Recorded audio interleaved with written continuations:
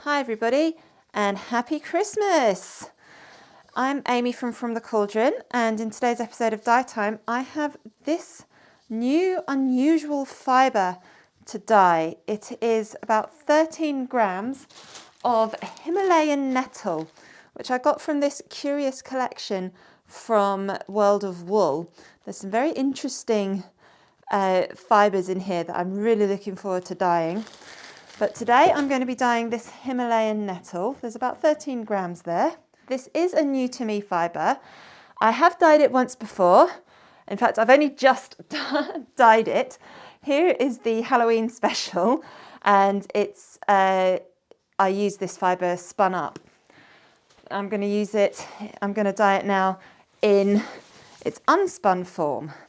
It has been soaking in soda ash and water because it is a plant-based fibre.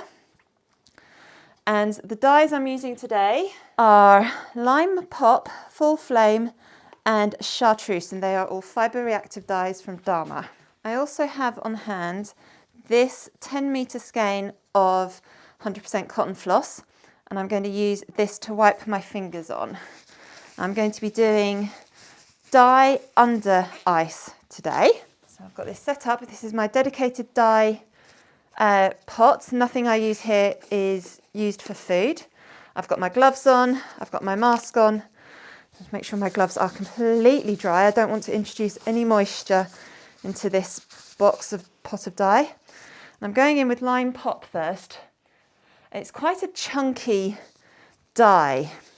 I think the yellow pigment that's used in a lot of these is very chunky, and it doesn't dissolve well, so I am expecting to still see big chunks of yellow on this, even after the dye has dissolved.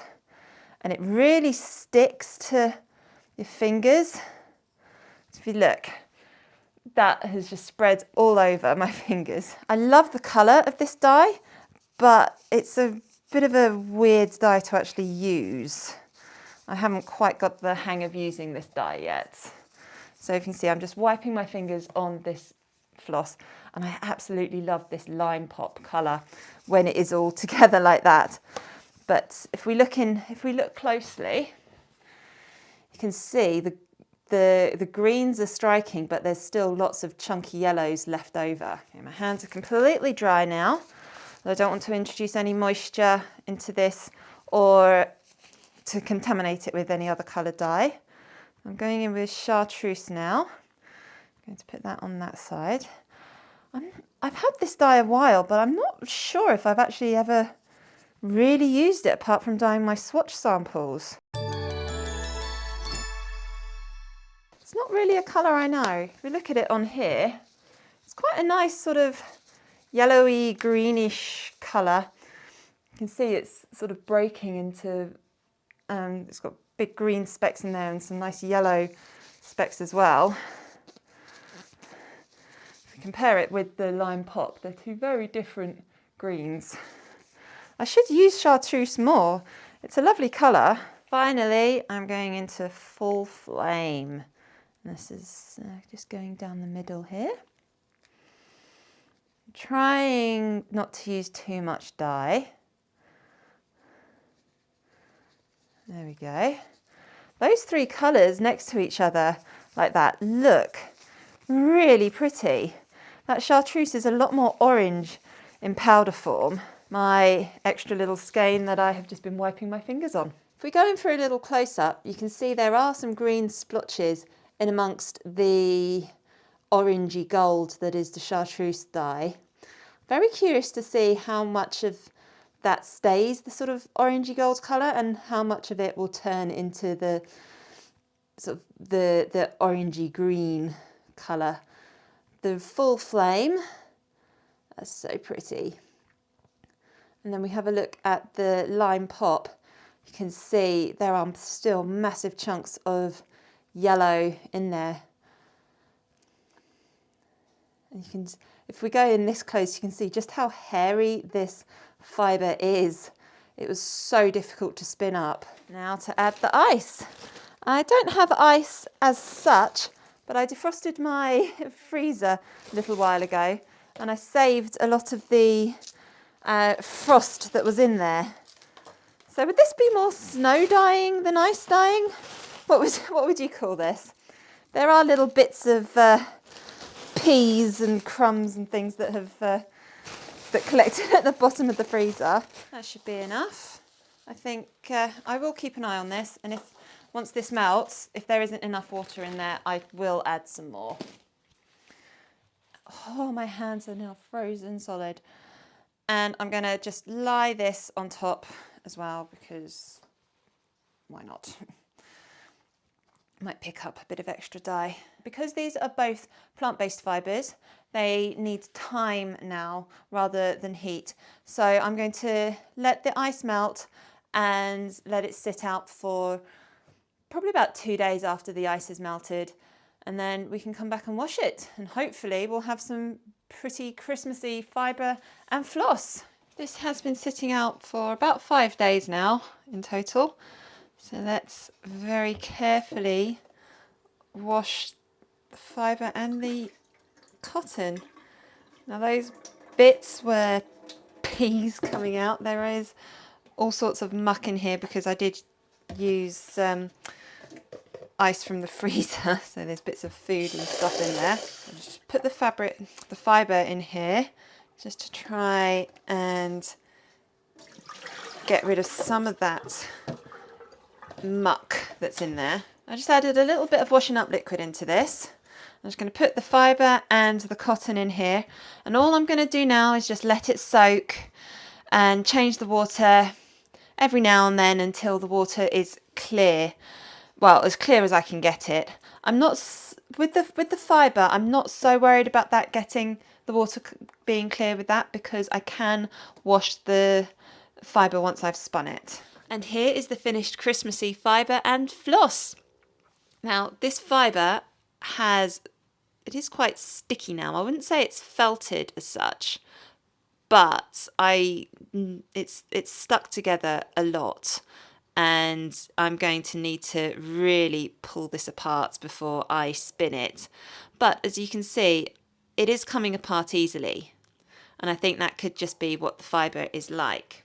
Now when I get new dyes, I like to dye little swatches of yarn so I can see what the colours look like. And this is the lime pop and chartreuse, which is just on the yarns. If we have a look, that chartreuse is a lot more yellowy orange on the fibre than it is on my yarn. It's a really nice sort of goldeny orange that I'm not really sure if is coming across on camera as much, but it's certainly more gold than green, I found. And this lime pop is definitely more yellow than green. This is a tricky one to use. I haven't really worked out how to use lime pop properly yet. But going through, you can see I really like how the greens and reds have all sort of mingled here, but haven't muddied.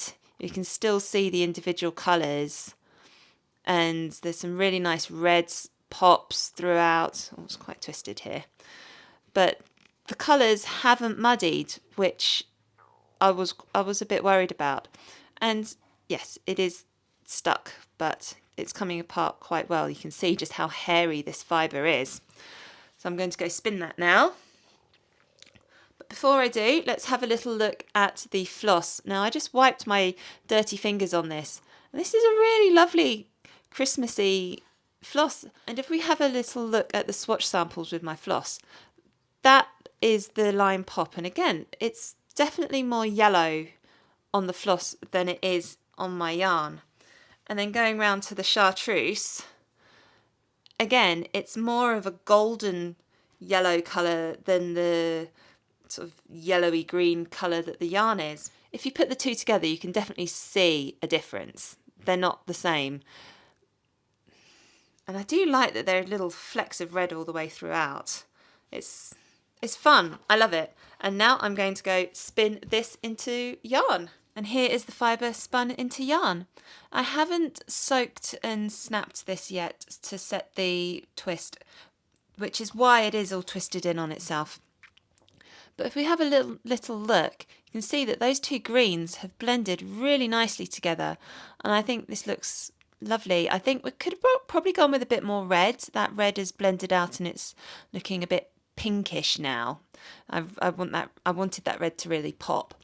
And there's still some white patches in the fibre, and I think altogether this just looks really nice. This fibre is so hairy. My legs were covered after spinning this. So what do you think of this fibre and this yarn? Let me know down in the comments. And while you're at it, make sure you're subscribed and got notifications turned on so you don't miss any new videos. I publish a new video every Monday, usually around about 6 PM UK time. And I do like to do different things with my videos. I have here more fibre from the Curious collection from World of Wool. I have used, well, this one was the Himalayan Nettle, and I've done mint in another video.